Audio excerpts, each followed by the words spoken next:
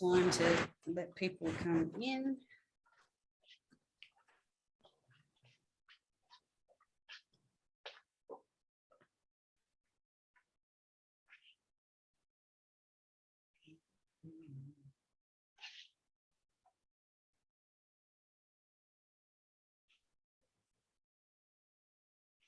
Welcome everybody. We're just waiting a few seconds for people to get logged in.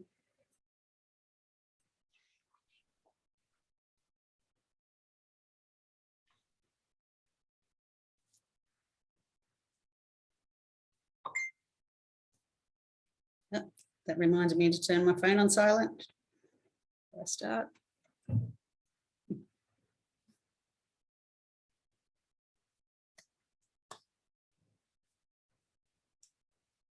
Okay. I make it 2 minutes past, so let's start. Welcome everybody. Welcome to the HSMAI webinar for hoteliers in the Singapore market. It's great to have everybody here. We've got a really good registration rate, so whether you're here now or you're listening to us later, welcome. My name's Jackie Douglas. I'm the president of HSMAI Asia Pacific.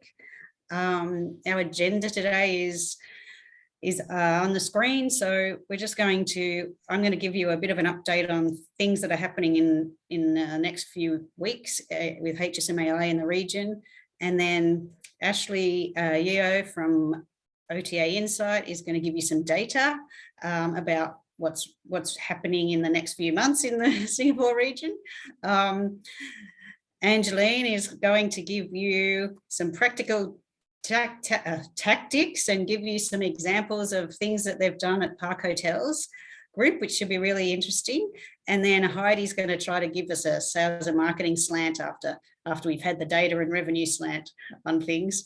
So it should be a good session. And then I've even got a bonus giveaway for you at the end if you stay till the end. So hang in there. It's only an hour. Okay, so just really quickly, Hospitality Sales and Marketing Association International, that's what's the HSMAI acronym stands for. There's 4 regions around the world, and I think there's 43 chapters or something around the world. The type of people that we get involved in is the sales, marketing and revenue management people from hotels, and from all levels, from entry level to the most senior people. There's different types of engagement and events and things for everyone, from entry level right up to the senior folks. We do events in Asia Pacific in 8 markets now. The 2022 new ones are India and the Maldives. We've done a few in Japan, not many, but the other chapters have been around a long time. The biggest thing is we're an association, so every year we have an annual conference. The conference is the Revenue Optimization Conference. It's on the 9th and 10th of June at Marina Bay Sands in Singapore. And there will be, sorry, I lost my train of thought then. If you're on our database, which you probably are because you're here, you'll have seen some invitations to this event. It's a full 1-day conference on the 9th of June. And then on the 10th of June, there's 3 masterclasses. And then there's a tech innovation show. And for the senior folks, there's some roundtables going on over lunchtime. The 3 masterclasses are total revenue forecasting. So Dr. Detlev Remy is going to give you a 1-hour session on how to start your total revenue forecasting, which is kind of one of the first steps to implementing total revenue management, if that's what you think, the direction you're thinking of going. For the distribution and marketing people, there's one about using content to maximize your sales and your conversions online. And then the other one is building your commercial acumen. So that's really for any sales, marketing, revenue management, or GMs, hotel managers who just want to, hone their skills a bit on business acumen. So some really good masterclasses on the second day. You can, if you can't take 2 days off, you can just come to the second day where you can just get a ticket for the masterclasses and the tech show in the afternoon. So watch out for that. I will give you a coupon code and you'll save a massive 25%, but you got to wait till the end of the webinar to get the coupon code. Okay, so we'll round back to this after the sessions. Okay, so back to the agenda. I'll hand over to Ashley Yeo. She's going to give you a look at some of their fantastic data they get, and we will go from there. Thank you, Jackie. Ashley. Hi, I'm Ashley. I'm from OTA Insight. Some of you on this call may have spoken with me before or have attended a webinar, especially if you're subscribed to us already. But I'll go ahead and share my screen here so we'll be able to go through some of the insights that I've just picked out a couple of days ago for this particular session, right? So if you're on this call and you're not from Singapore, we do support insights across 250 markets and destinations across the world. So feel free to get in touch with us. I'll share with you my details at the end of this 10-minute very brief catch-up session. So with Singapore, I will share some insights, but before that, for the benefit of those who haven't seen OTA Insight or have been in touch with us before, I just wanted to share a brief introduction as to what we are. So OTA Insight, we are a award-winning data intelligence company, and what we do is we provide you with the demand insights in real time for your particular market, as well as insights into your competitor sets, pricing strategies, etc. We used to be really focused on revenue management, so most of our tools like Rate Insight, which is a rate shopper, and Revenue Insight, which really looks into your booking and cancellation trends from your PMS, they're quite revenue focused. But with our newest tool, Market Insight, which is where we're going to draw those demand insights for Singapore today, that is really data in which can be used by any member of the commercial team apart from the revenue team, right? So we're talking about sales, we're talking about marketing, and even the general managers of the properties. So like I said, what we aim to do at OTA Insight is to really step out of the comfort zone and how we've been so used to doing things over the last 10, 20 years when it comes to managing a hotel business, or as a management company or consultative company that manages a group of hotels, right? So instead of looking at historical data and past data, we know that that's no longer relevant with COVID-19. And as markets now reopen and very, very quickly are picking up, how can we then more accurately predict what's to come? Because if we don't see what's coming in the future dates, then how are we supposed to prepare, right? So this is where we are going to look into some of the forward-looking demand data points that we have. And these are millions and millions of data points that go into our regression models and machine learning every single day to churn out that real-time demand level for you, right? So when we look at Singapore as an overall market today, what we're currently seeing, and if I actually pit Singapore in this hot pink line across the other big city destinations across Asia Pacific, like Bangkok, Manila, and Sydney, we can actually see how this pink line has actually really rocketed up since the month of March, when we did announce that quarantine-free travel is open for everyone, and no testing is required, right? So as compared to what we saw 6 months ago, the flight surges into Singapore Changi Airport has actually far surpassed what we did just half a year ago, right? So it's now 20 times more the volume that we see from before. So this trend and that steep increase, as you can see in comparison to these other city destinations, really means that for Singapore as a market, there is a huge potential in which we can start capturing and plan to capture future demand, how we can actually start to understand lead time patterns, as well as who is likely to search for a trip into Singapore, what length of stay they're looking for, etc., is going to be crucial in helping us understand what the right strategy is going to be for those future months, right?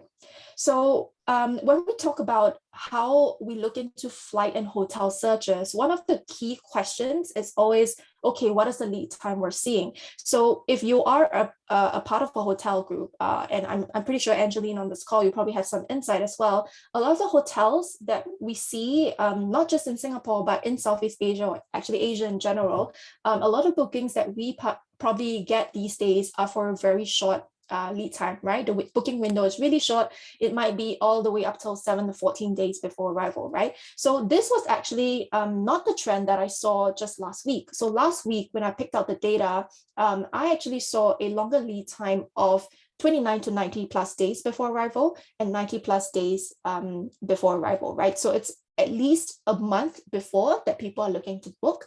However, just 2 days ago, when I refreshed this data, that trend has changed drastically. So right now, these are the graphs that we currently see for flight search lead time and hotel search lead time at the bottom there, where you can actually see that the very short lead time curves, which is the line in light blue there, those are the curves that are starting to increase as well. So besides the 29 to 90 days prior lead time that is always seeing a strong week-on-week increase, we also start to see that the shorter lead time patterns of 8 to 28 days have started to improve as well. Right, so with this very slight increase week on week, 1 to 2%, and to us, right now you may think that it's very minimal, but the key of this is to really start to consistently look at this data and monitor at least week on week, because you can see how quickly it changes over time, and it will change because of seasonal patterns in arriving inbound markets. We're also going to see that change because of holidays that are happening, whether in Singapore itself or outside of Singapore, and what those holiday plans are going to be, right? So as we see, as compared to last week, that hotel search trends are really showing a slight increase for shorter lead times too. So even though for local hotels, I'm pretty sure those of you on this call would probably know better than me, that the inbound demand is still pretty slow. You're not quite seeing a very huge number of bookings as of yet, but it's gradually improving.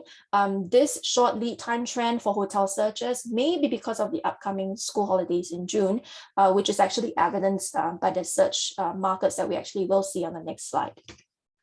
Okay, so before we go into the feeder markets and what we can expect in the next 60 days, I just wanted to show you the demand outlook for Singapore. Okay, so demand levels never stay the same, as we know with COVID-19 and the huge uncertainty that we face for the future dates. You can see here that what you have on the map and the hit spots that we see here are basically where demand is the highest, so where people are searching, right? So the 60-day demand evolution for arrival into Singapore on a sample date of the 11th of June, a Saturday, you can actually see how that increased hotel search, flight searches, and the longer length of stay patterns are actually impacting that overall demand. It's increasing in the last 3 weeks. Right, so in terms of the markets, who is currently searching, right? As of yesterday, this data was updated to show you that actually for flight searches, these are currently the markets that we see. If you are a subscriber to our Market Insight solution, you will be able to track up to the top 10 countries.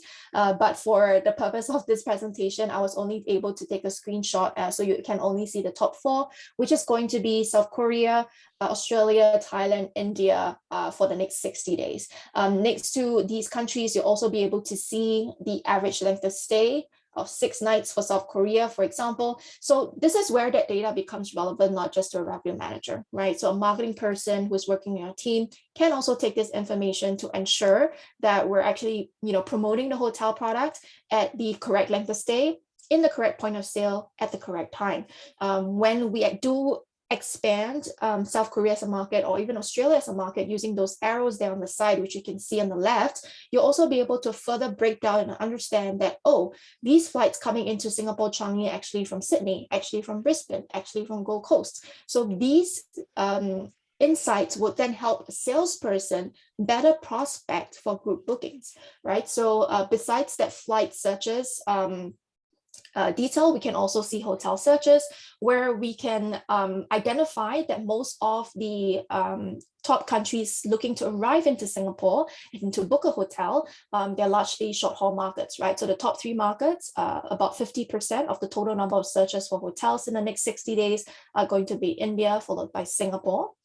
probably because of the school holidays, like I mentioned before, and also Indonesia. So if we look at the length of stay patterns here, and I'll talk about this more in the next couple slides, you can actually see how high those length of stays are, right? So you probably think that Singapore used to be, right, 2 years ago before COVID, we used to be a hop-off destination, right? So people come in and stay probably 2 to 3 nights and that's it. But today you can actually see that pattern changing, right? An average of, I think if I were to count the numbers here, an average of at least 4.5 nights, 4.5 and 5 nights length of stay. So the question then is, are you actually using this data to your advantage? Are you actually promoting your hotel and packaging the hotel such that you're encouraging these people to actually book a 5-night stay at the property instead of, just a 1 or 2 nighter, right? So these data sets currently are a screenshot, a static screenshot, but in the tool, it's in real time. So it's really important to really check in week on week to see how this changes and how we can quickly, proactively adapt in terms of our strategies for the properties. In terms of length of stay, which I was touching on briefly just now, what we can see for Singapore is that over 50% of the total searches are driven by short haul markets, right? So like India, Singapore, Indonesia, which we identified just now. And the average length of stay is really 4.5 to 5 nights. So what we can currently see based on our Rate Insight tool, and some of you may already be on this solution, and Heidi, I think you're also pretty familiar with this, is that we are able to track how the market responds to length of stay discounts, right? So right now, if you look at this picture graph here, you can actually see that less than 10% of hotels in Singapore are actually offering an active discount for length of stay of 2 and length of stay of 3. So there's actually a lot of opportunity here, because if the hotels in Singapore are not doing it, but I actually have insight into the next 60 days telling me that short haul markets who are most likely to book a trip to Singapore as compared to a long haul market that takes more time to decide whether or not they want to travel, they're actually searching an average length of stay of 4 to 5 nights, right? So what's stopping me from actually doing a creative strategy to say, hey, look, let's do this, let's put it up on the website, marketing and push it out on Google Ads, and we'll just see what we get, right? There really is nothing for you to lose. Actually, there is a lot to gain, because you know that most of the hotels, most of your competitors are currently not doing this, right? Of course, one other thing that we do look at in Rate Insight on that strategy tab is how our cancellation policies currently are. Cancellation policies did not used to be a thing before, but now it becomes a thing because of COVID. So this is where we start to understand that, okay, maybe to everyone here on this call, you feel that, oh, of course, it's very natural that everybody has a very flexible cancellation policy, right? So that is indeed true. So what we currently see for Singapore is that a huge bulk of hotels, over 40% of them, have a cutoff policy of 1 day before the arrival. So this is actually in line with the market strategy on the second graph on the bottom, where you can see more than 50% of hotels are actually having a attractive discount for a non-refundable rate in order to drive that booking through, right? So while this is the case, however, as compared to last week, again, what I've seen is that just within a week, there's actually been a huge growth in terms of the less flexible cutoff policies, where we can see more than 20% of hotels now in Singapore having a cutoff of just 7 days, right? So that is a very positive outlook on the market overall, I feel, because that just goes to show that hotels need not be as competitive or aggressive when it comes to all these different, strategies, right? Because sometimes when we're too aggressive in terms of cutoff, or we're too cheap in terms of our rates, we may not stand to gain, right? So the purpose of having access to all these forward-facing data points is for us to to proactively plan our strategies and not be reactive, right? So that would help us to really come ahead of competition and be able to optimize revenues even further for the properties. Okay, so like I said, the data that we've shown you today is really just for Singapore market for the next 60 days. It will very quickly change because of how the market's picking up right now. So if you want more insights, or if you're from a different market and you're on this call, please feel free to get in touch with us. Just scan the QR code here, and we'll be in touch with you. Thank you for your time, and I hope that that was helpful for some of you on this call. Over to you, Jackie. Thank you. Actually, there was a question for you. Sorry, if you could go back a few slides. The question Of course. is, what would the reason for length of stay of 4.4 nights for SG for Singapore for hotels researchers? This one is 4.4. The question is how to interpret this. Yep, that's a great question, right? So if you're based in the market itself, you probably have more insight than I do. My first thought process is I would want to check my PMS data, right? So I'll go back to my PMS data, I'll download that report and try to understand what my current booking trends are like for the next couple of months and just see whether that's in line with the 4.4 nights here. And the reason why I say that is because don't forget that this search data is for the entire of Singapore. It's not just for properties that are similar to you. So of course, maybe some boutique properties, you will not see such a trend, whereas some international chains would see more of such a trend. It may be because that the current situation is whereby around us, right? So like I said, Singapore used to be a very quick hop off destination. People would stay 2 nights, hop off to Thailand, hop off to Bali, etc. But if you do realize around us, those very common destinations that people would likely hop off to, they still have some restrictions in place, right? Testing is still required, etc. So that may be a reason why people who are looking to come in Singapore, especially for that particular time in the next 2 months, may be looking to stay a bit longer. It also may be because it's the school holidays. So, parents who are still a little bit wary with young children, maybe they don't want to travel abroad just as of yet. Maybe that's also why the searches from Singapore for Singapore hotels are at a length of stay of 4 nights. Excellent. Thank you so much. It could also be the source markets, couldn't it? Because there's 2 reasonably medium haul markets there, India and Australia. So they're going to stay longer than 2 days, I guess. Correct, but it's a very interesting observation. So I don't have the answer, unfortunately, but we can make all these inferences. But like I said, the best thing would still be to check what your on the books data tells you. Excellent. Actually, in the meantime, if any of the hoteliers online, if you'd like to comment on this or have some thoughts, please. A question, of course, in the question and answer box. Otherwise, just engage with us on the panel. There are not that many people on the webinar, so we'd love to hear from you. So if you've got any more thoughts around this, we'd love to hear from you. Sorry, I'll be quiet. Oh, no worries. Okay, so will we hand over to Angeline? Perfect.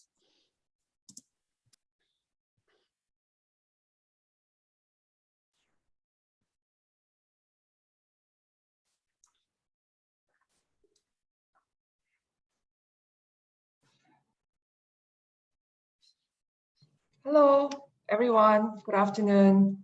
I think most of us are probably in Singapore. If not, good afternoon, good morning, good evening. I'm Angeline Hon. I'm from Park Hotels Group, and I'm the Group Director of Digital Distribution and also Revenue Management. So today, I'm tasked to share with you what Park Hotels Group have been doing over the last 2 years in terms of focusing on distribution and marketing. So thank you, Ashley, for sharing with us all the amazing numbers, and I'm sure I can also make use of those in terms of forward-looking and forward planning for our marketing activities as well. So good to have you all.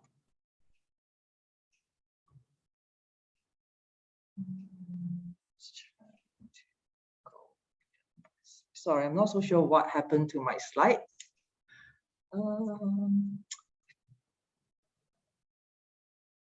Let me just reshare again because some technical issue, maybe. Hang on. Sometimes it doesn't work at first. Okay. All right, now it's working. Okay, so for some of you who may not know Park Hotels Group, I think you probably have heard of, if you are living in Singapore, you probably have heard of Smoke and Mirrors and our Yen restaurant.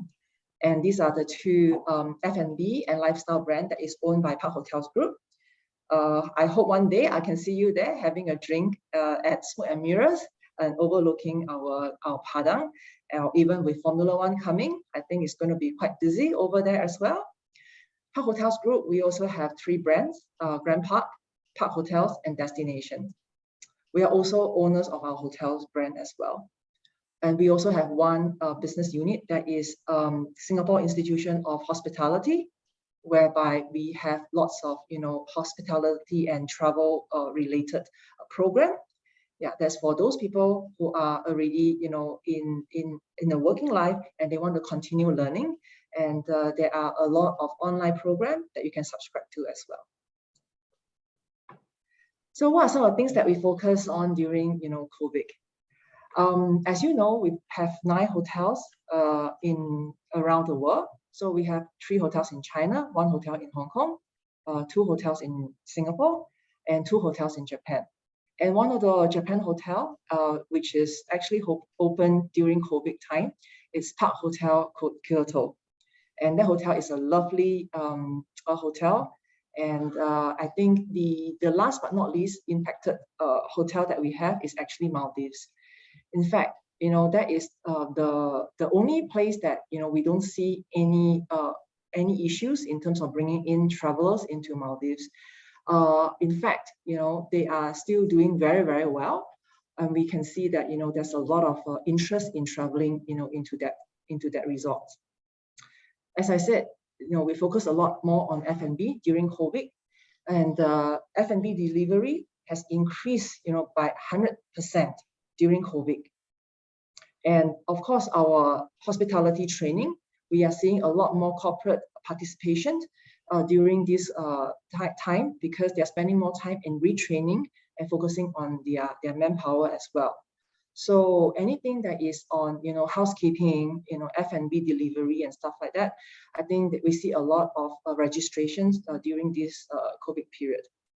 We have also launched our gift mall in 2020, because since travel is restricted, and we are seeing a lot of people actually coming to the gift mall and trying to buy vouchers as e-voucher to give it to their friends or even their family as a form of encouragement and motivation during this tough time. So we have launched our gift mall during 2020, and it was actually I would say that a new platform, a new channel that we have to start marketing to as well. We're also allowing our loyalty members to actually redeem some of the points in our gift mall product. So that was doing very, very well as well. Okay, so the third thing that we actually did was that while everyone is really looking into where can we actually enhance our platforms, and we are not really saving our money in terms of not spending on enhancing our book direct channels. So in 2021, we actually budgeted our group budget into enhancing our platforms, and we even created a new website for it. So we're moving away from an old legacy platform into a new one. And that has actually proven a big improvement in terms of the performance of our website speed and our user experience.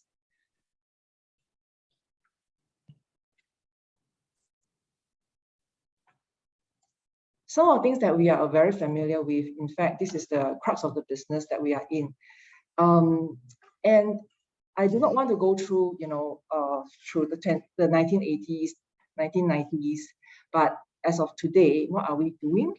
We actually launched our WeChat business account, and most of the hotels are actually having that as well to take on business.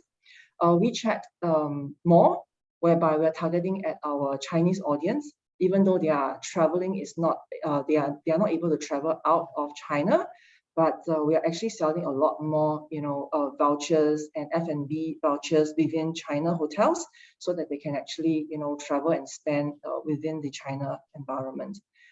We are going to launch our WeChat mini program. When travel is has lifted, we are able to actually, sell all our products in WeChat mini program for overseas hotels. Chatbot. We have launched our chatbot in 2019, in fact, and this reservation chatbot is proving a lot of revenue that is coming from that. What we are exploring next is looking into TikTok, Telegram, and future maybe Metaverse. But if you ask me what is the immediate one that I would like to tackle, I would say that it will be Telegram. The reason is very, very simple. The ease of rolling out, I think, the time to market is short for us, and it's also relatively easy. And the cost of doing this telegram is simple and it's almost zero cost.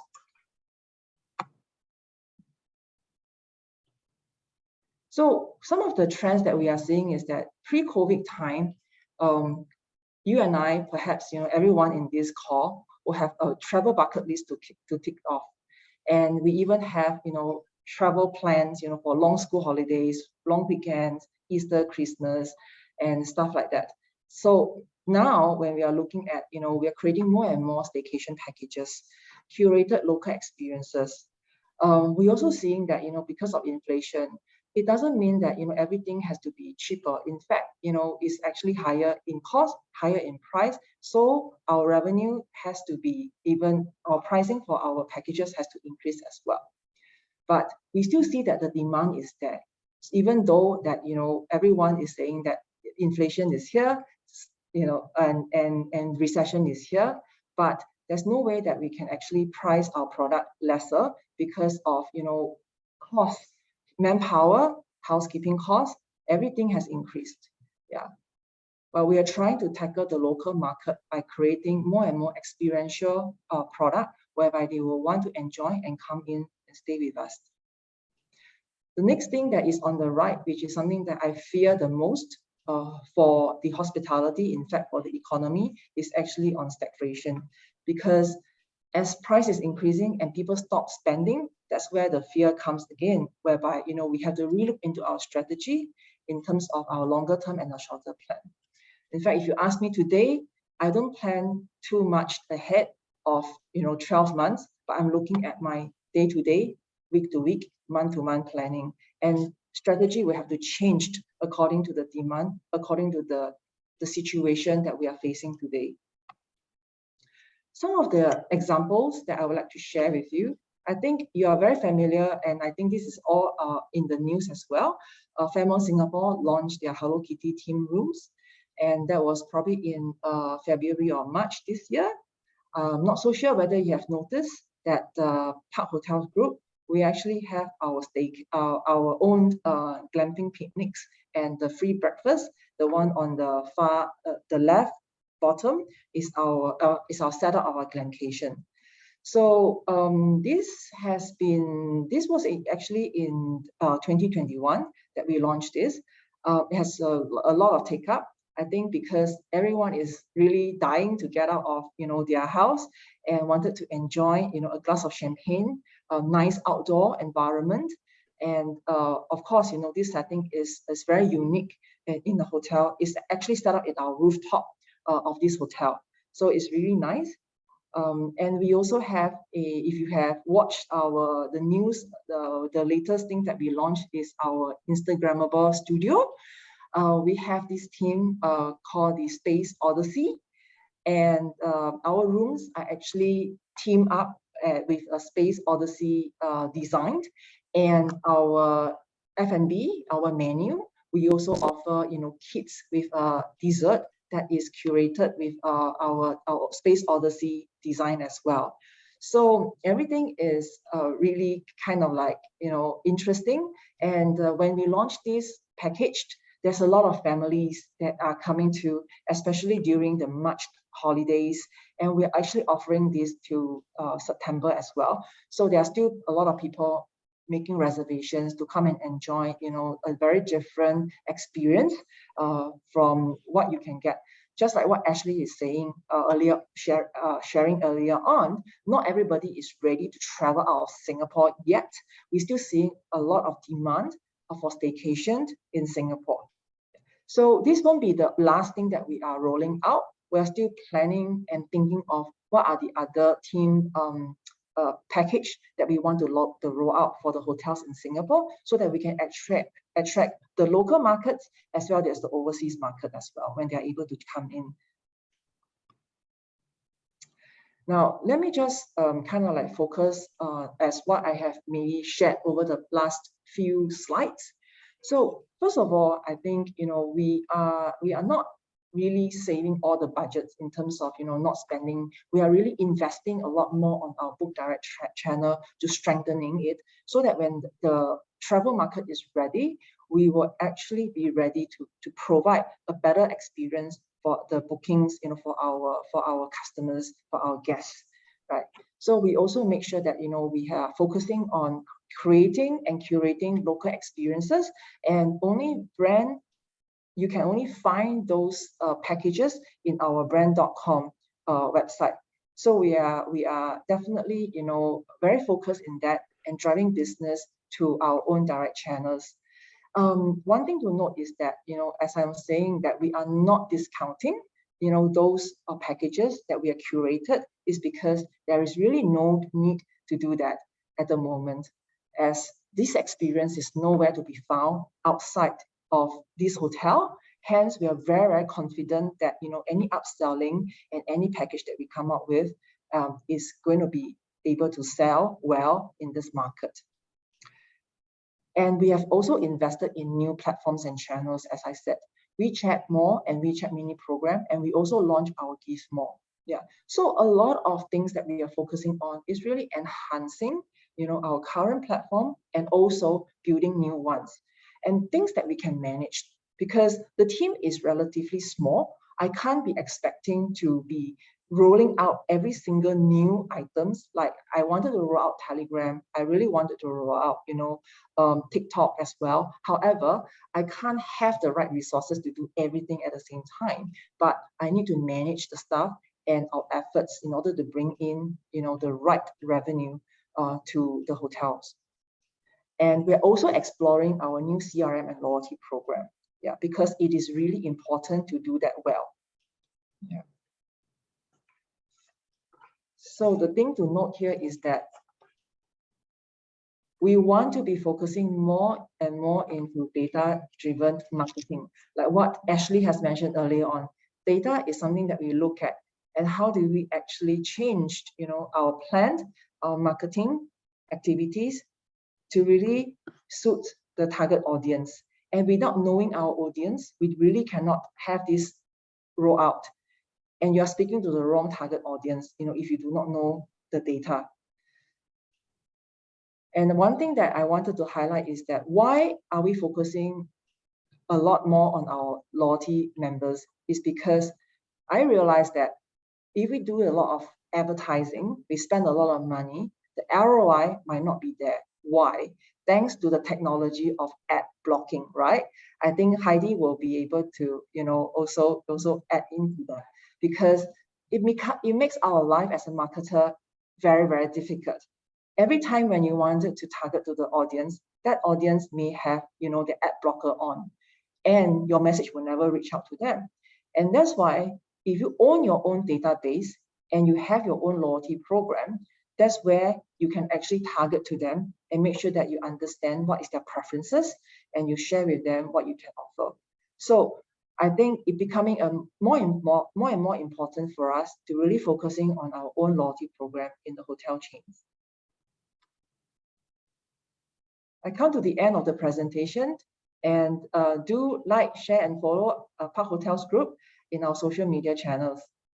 Thank you. Thanks, Angeline. That was great. Really informative. All right. Well, if you, like we mentioned before, if you have any questions, please put them in the chat box, in the Q&A session, so we can answer them at the end of the presentation. So we have another 15 minutes or so to go, maybe before we go into a little bit more of Q&A. And in that process, I get a chance to talk to you as well. My name is Heidi Gempel. I'm based here in Singapore, and I run a boutique service firm that is specialized in hospitality. And I mentor young revenue managers. I do coaching for executives, as well as revenue management is really my passion, and what I've spent many years of my life doing. So with that, I actually do have a slide. I felt so guilty. First of all, I didn't have a slide, and then I was like, oh, maybe I should have a slide. So I at least will put up one slide for you, where you can see a little bit. And where has it gone? There it is, where you can see a little bit more. Okay, so welcome again to today's session. So what I'd like to share really is around that whole aspect of sales and marketing and how it is changing. We are experiencing a major shift in the industry. In case you haven't noticed, a lot of you may be either new to the sales function within hospitality, or you may have just joined a little while ago, but you would have seen a massive change. And the biggest change that we're seeing actually is within the whole aspect of sales leadership.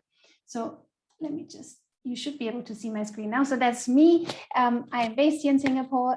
That's what I do. I do revenue management coaching and speaking. I mentor. I work with Jackie on HSMAI chapter here, and not for Singapore, but for the Asia Pacific region, and help out wherever we can and whatever it is that we do. We do encourage you, if you are already a member of HSMAI, please participate. This association is built for you. We are here for you. We really want to contribute to the industry and help you grow in your professional career.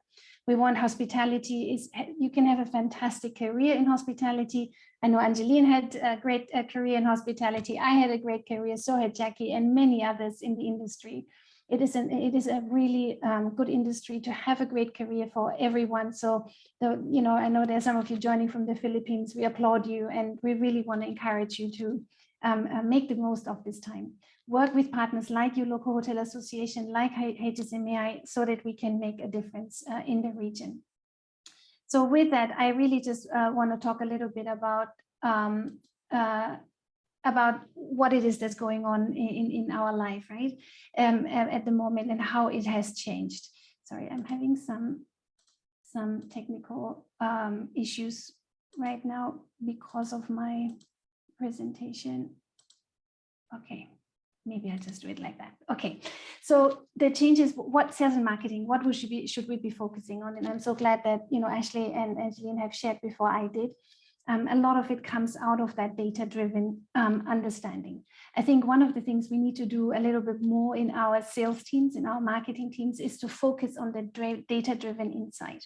If we go back to how we've done sales before this pandemic has started, I think we will not be very successful going forward.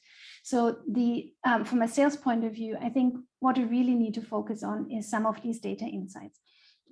What we have seen a tremendous change is blurring the lines between sales and marketing, because everything is moving online. The whole definition of what it means to do sales digitally is becoming a discussion point we've not had before.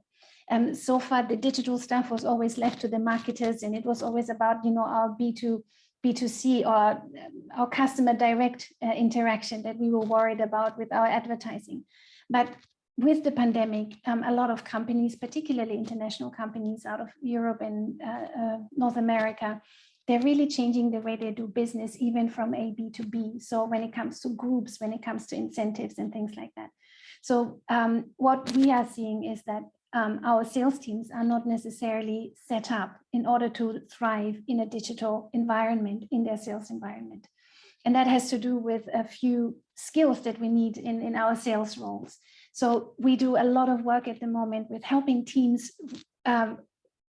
I don't want to use the word pivot, but that's really what it is, to really turn around this or add this additional component to them, where a sales manager, a director of sales, is as comfortable doing his job through digital medium as he is by meeting people in person and going out on sales calls. So that is really something we would encourage you to spend time to develop within your teams. The other thing that we would encourage you, again, from a sales and marketing point of view, with a particular emphasis on sales, is that you work with your team on numbers. The acumen or the understanding of our sales manager, a sales executive, around the aspects of what we drive, because what Ashley presented is an amazing amount of data that we have available. What Angeline presented from a analytics point of view and revenue management angle is very insightful, but it is no good to the hotel if the sales team and the marketing team do not understand how to use that data. So the acumen from a soft skill point of view, what we are seeing is a change for our sales and marketing teams. They really need to step into that digital realm a little bit more. They need to step into that business acumen and understanding those numbers a little bit more. At the same time, having said that, our marketers also need to understand the other side of it. Because while these lines are blurring between sales and marketing and who does what and who gets credited for what, and I have generated that lead on Facebook. Well, does it go to digital marketing? Does it go to sales? So all of these things we need to really, we really need to spend time within your organization to think about it, so that you can set up your people for success. Because salespeople, as you all know, are driven by results.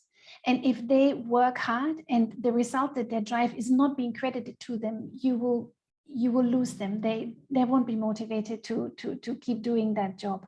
And it is a hard job. If you do it well, it is a really, really hard job. So really, we would encourage you to do this.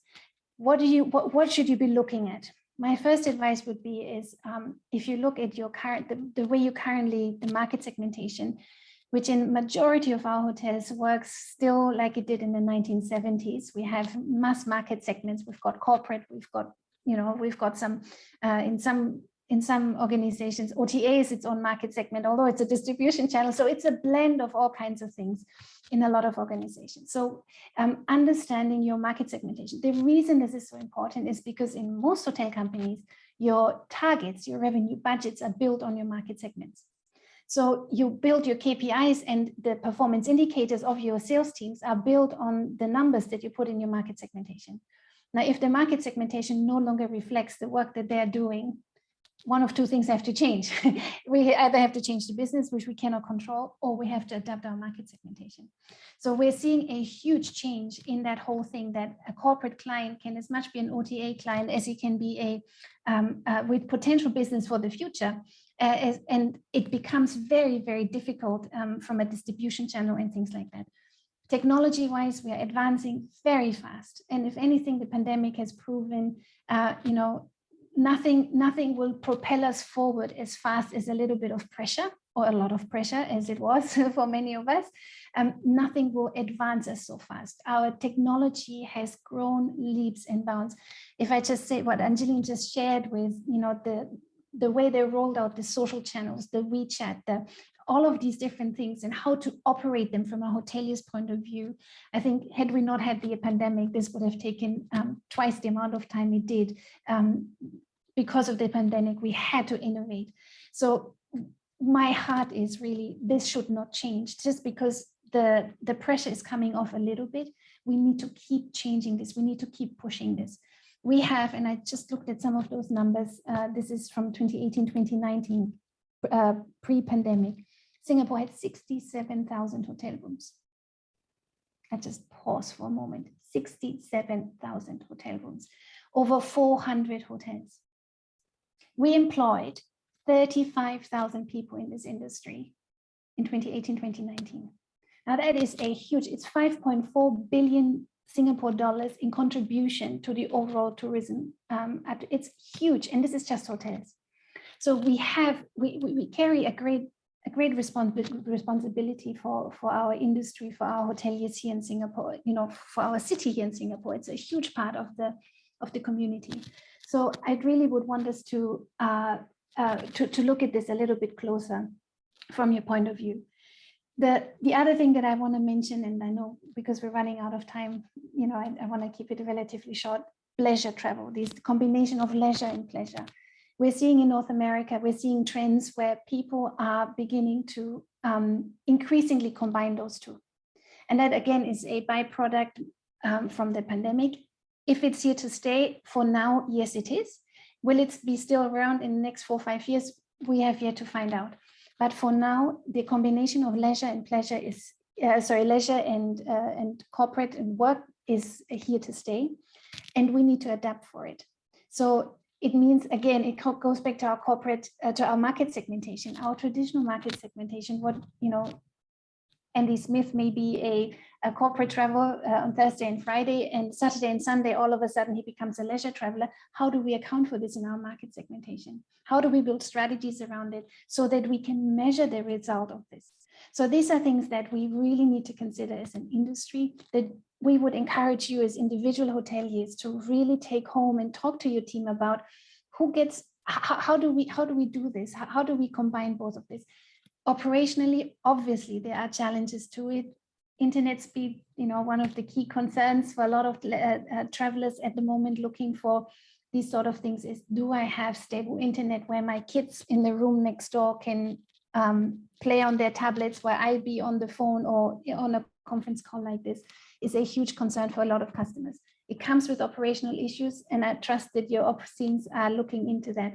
But from revenue management, sales and marketing, we really need to look at how do we find these customers, and Ashley showed some great insights for that.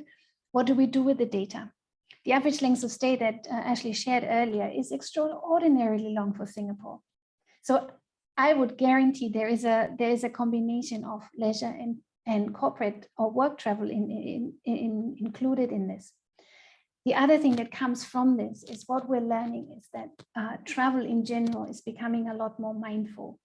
So corporate travel is coming back, and it's coming back roaring. I mean, North America they're expecting by the end of this year to be at pre-pandemic levels, if not higher in some markets, which is amazing. So it is coming back, but it is a lot more mindful. So the whole aspect of social corporate responsibility, but also the sustainability in travel. But it is also the thing, do I really need to go? A lot of companies are asking, do you really need to go? Angeline mentioned that there's still hesitancy. It's not like, oh yeah, I just go for 2 days and sort this out and come back home. There's still a bit of a threshold for people to, can I trust in my traveling? So sales and marketing teams, continue to work on your communications. You need to, the only way for you to help people make decisions for your hotels is by communicating, by building trust. And so in your Marcom teams, in your OTA, what you put on the website, all of these things, it makes a difference. And the way in which you communicate with your customers and build that trust that you want is really important. And my last point, and Angeline spoke to it a little bit already, is loyalty. In Singapore, we've had the last 2 years, we built an enormous amount of, your local database should have quadrupled, quintupled, whatever the word is, right? In these last 18 months, 24 months, use it. Staycations are here to stay, just like what Angeline mentioned. They're not going to go away. So use that loyalty. If you have more than one hotel, obviously, for further travel from Singapore on out, but even for your local business, the work that we have done over these last 2 years on creating a local database that is beginning to incorporate a hotel stay or maybe an F&B experience or a restaurant into their everyday life, we must not lose this. We must stay with this. So work on schemes on how can you continue to build your local database, and how can you continue to drive the loyalty even within Singapore, although it's a relatively small market. You've done so much work over these last 2 years. You're on this call, you're still around, the hotel is still open, which is amazing. Make the most of it, is really my advice to you. And with that, I know we've got 5 minutes left to go. If we have any questions, now is the time to ask. Any one of us, please ask us about HSMAI, ask us, Ashley, if you've got any questions for her, if you've got any questions for Angeline, for Jackie, or even for Glenn. He sits in the background, but he's really the one, driving the whole thing. So if you've got any questions for us, please ask them now. I do want to speak a little bit about this revenue optimization conference that's coming up in early June. We encourage you to come. We made it reasonable, very reasonable for all hoteliers to join. We would really want you to come and register because you're going to learn a lot about this. And if for nothing else, just come so we can meet face to face, so we can have interaction. Hospitality people, we love interaction. We connect naturally, right? So we really, really would want you to come and join us at the Revenue Optimization Conference at Marina Bay Sands at the end of at the end of, sorry, it's 8th, 7th, 8th and 9th of June. So, sorry. So yeah, Jackie, if you want to say any more to that. Yeah, sure. So yes, these are the dates for some of the things that we have planned so far in Singapore. So as we spoke about before, the 9th and 10th of June is the Revenue Optimization Conference and the masterclasses and the Tech Innovation Show. August, we'll be doing a webinar. If there's a hot topic that you want us to get some experts to talk about, then please shoot me a note before the session ends, or shoot me a note via email, however you want to. And then in October, mid-October, we hope to do some more training style classes, and we do a Chief Commercial Officers Roundtable, and that's around that ITB Asia time. And then in November, we're doing another webinar like this on meetings and events and the future of meeting and events. I just wanted to make sure we introduce Glenn. Glenn's going to be looking after the Singapore chapter. He's your contact here. There's his email address. There's his beautiful daughter. And so contact Glenn if you want any more information about anything. Now, I did promise you a discount, right? So we've got a couple of things you can do. If you can take 2 days out and come to all the events, that's great. If you're a HSMAI member, it starts at only $275 with the coupon I give you. It's only $200. If you're not a member at your hotelier, then it comes out at about $281 for 2 full days at Marina Bay Sands. You get full catering, lunch, morning tea, afternoon tea, drinks on one night. So there's that. You can come to the whole lot. If you can't take 2 days off, maybe you want to take 1 day off and come to the masterclasses and the tech show. And that's the price there. It's, $113 if you use this coupon I'm going to give you. So you can flick on the QR code there, and then these slides will be available, and I'll put the link on the page that you registered on when you registered for this event. And there's a short code there, a bit.ly code where you can get to it. So here's your coupon code. I've got Heidi's face over the top of it. I'll move Heidi down there. So the code is Web18May. It saves you 25%, but it's only valid till tomorrow night. So get in fast.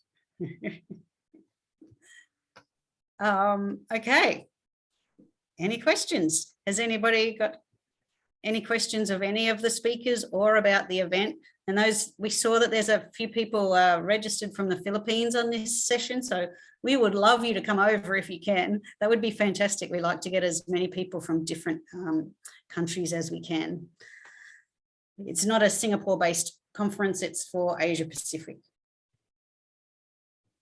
So I'll stop my sharing so we can see faces again. Any more questions? Have you got the code? Who's got the code? Web 18 May, okay? Remember that. I'll send you out some links and a reminder via email some stage today, probably in a few hours' time when the recording's ready. Okay, it looks like you're letting people escape. The experts escape with no more questions. You got it off easy this time, ladies. Sometimes we get some really hard questions. Okay, great. Well, thank you, Angeline, Ashley, and Heidi for all that preparation time to prepare this session to help the industry. So we really appreciate your time. And we'll see you all soon, and see you in Singapore. See you soon. Bye. Bye. Bye.